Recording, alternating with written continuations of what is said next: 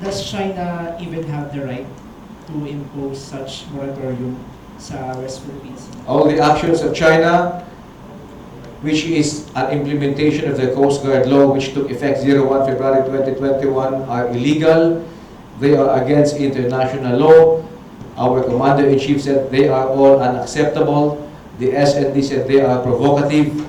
China is out of tune, out of step, out of their minds.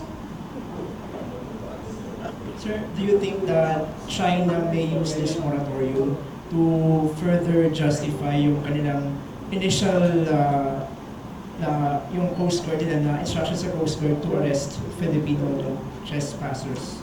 Could they... Lawfare is one of the instruments in their cookbook.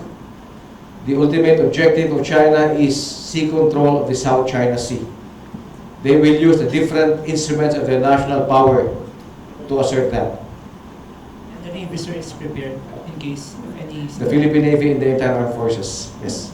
So yung mga fishermen sa Masinloc, sabi nila hindi naman daw so ini-implement ng China yung fishing ban. So hindi sila ninuhuli, hindi naman sila na yung pangingisda nila. So can we say na wala naman ngipin so yung kanilang moratorium sa natin, so easy?